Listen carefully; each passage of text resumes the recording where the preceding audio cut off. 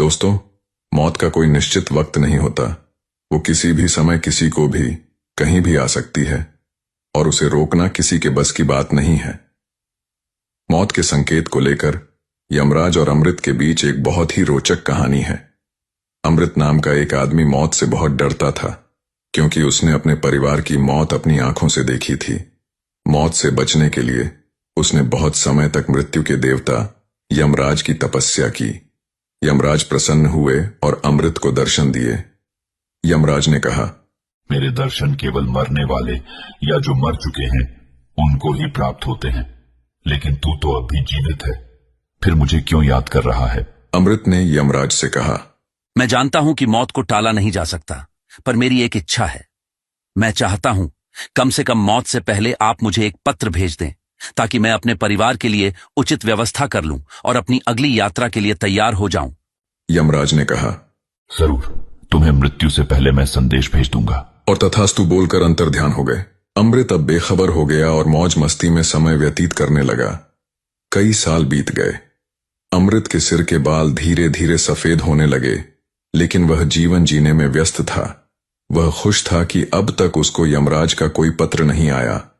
कुछ लोगों ने उसे भगवान की भक्ति करने की सलाह दी, लेकिन उसने उनकी सलाहों को नजरअंदाज कर दिया, क्योंकि अभी तो उसका बहुत जीवन बाकी था। कुछ और साल बीते। उसकी आंखों की रोशनी कम हो गई। कुछ समय के बाद अमृत के दांत भी चले गए और अब वह बूढ़ा हो चला था। उसकी त्वचा झुर्रियों से भर गई थी।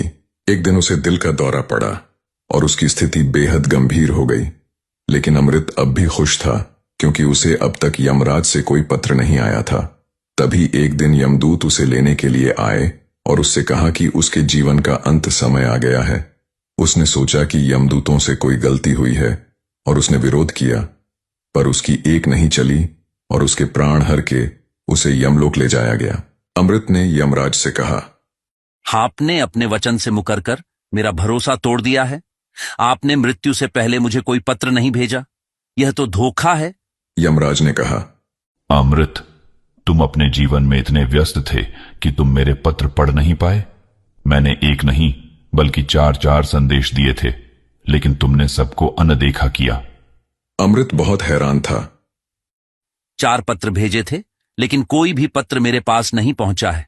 लगता है आपके पत्र मेरे पास न जाकर किसी और के पास चले गए। अमृत, तुम क्या सोचते हो कि मैं कागज और कलम लेकर तुम्हें पत्र लिखूंगा? नहीं, मैंने तुम्हारे शरीर को कागज बनाकर शारीरिक परिवर्तनों को कलम के रूप में पत्र लिखकर तुम्हें संदेश भेजा था। कई साल पहले तुम्हारे बाल सफेद हो गए थे। वह मेरा पहला पत्र था। तुमने इस पर कोई ध्यान नहीं दिया। तुम्हारे दांत का गिरना मेरा दूसरा पत्र था। मेरा तीसरा पत्र तुम्हें तब मिला जब तुम्हारी दृष्टि कमजोर हुई। चौथा संदेश और आखिरी पत्र तुम्हें तब भेजा गया जब तुम्हें दिल का दौरा पड़ा और तुम्हारे अंगों ने काम करना बंद कर दिया। तुमने मेरे सभी पत्रों को नजरअंदाज किया। मैं इस कलयुग में सभी लोगों को ये 4 संकेत देता हूं, ताकि वे समझ जाएं और पृथ्वी पर अपने अधूरे काम समाप्त कर सके। समझदार लोग इसे समझ जाते हैं और तुम्हारे जैसे मूर्ख सांसारिक भोग विलास और मोह माया में उलझे रहते हैं। इस कहानी से हमें यह शिक्षा मिलती है कि मौत का आना तो निश्चित है और जीवन में शारीरिक बदलाव यमराज द्वारा भेजे गए संकेत होते हैं, जो हमें आने वाली मृत्यु की चेतावनी देते हैं।